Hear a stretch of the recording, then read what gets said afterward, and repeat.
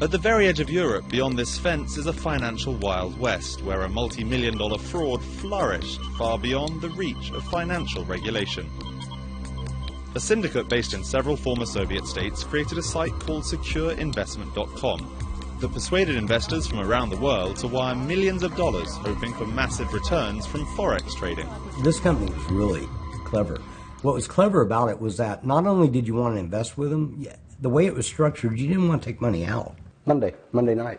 David Kane is an oil and gas seismologist in Texas. He'd been a day trader for years when he opened an account with the website.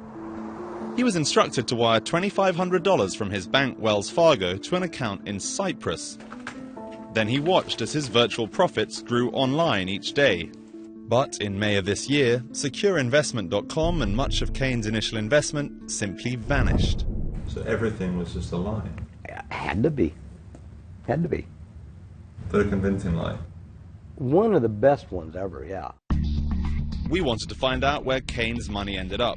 Our investigation led us around the world. The most direct lead for where the funds ended up was the only named director of a holding company, and his home address was 5,500 miles away in Europe's cold northeast. On company documents, a lawyer from Latvia called Pavels Regsdien listed this building in the Latvian capital of Riga as his registered address. But according to his landlord, Regsdien hasn't lived or worked here for well over a year.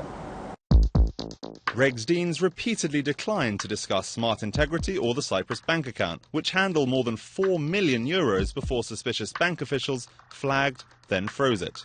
Secure Investments operators also exploited Latvia's own light-touch banking sector. We found at least 2 bank accounts here that received tens of thousands of dollars from defrauded investors. Latvia is not so much a new Switzerland as maybe a wannabe Switzerland, but more to the point, it is much more wide open. We still need development aid. Mark Galliotti is a global affairs professor at NYU who studies crime in former Soviet Union states like Latvia. It is clear that Latvia is one of the easiest and simplest places in which someone can just come along, even if they actually have no real stake in Latvia itself, and open a Latvian account. Accounts linked to SecureInvestment.com were held at Ritamu Banka, where foreign-owned deposits are 10 times larger than domestic ones. The accounts here became active just weeks after Latvia joined the Eurozone in January. It was potentially a very big opportunity for the criminals and the money launderers. Their holy grail is always to get the money into the most legitimate financial systems and into the most solid and sound currencies possible. The accounts were opened by citizens of another nearby former Soviet state that plays no part in Europe.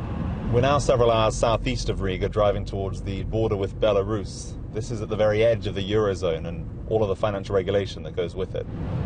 The journey by road to Belarus is short, but this border fence, marking the boundaries of a pariah nation under US government sanction, served as a very real barrier for our cameras.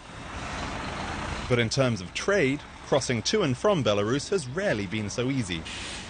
And these roads into Latvia and Lithuania are now considered a new backdoor to Europe for men, material, and of course money. Kristaps Zakoulis, head of Latvia's financial regulator, denies his country has become a hub for illicit activity. If you were a Belarus criminal, would you choose Latvia because you think it's got a light regulatory touch? Try. In the sense to the criminal, my message is try, and you will see the results. The individuals behind Secure Investment did try and did see results, laundering significant sums of money and evading detection. Those guys on the other side of the front line, they will come with new schemes, with new invented schemes. One recent scheme to cross that front line into this distant corner of Europe was SecureInvestment.com. And now regulators here are finally investigating.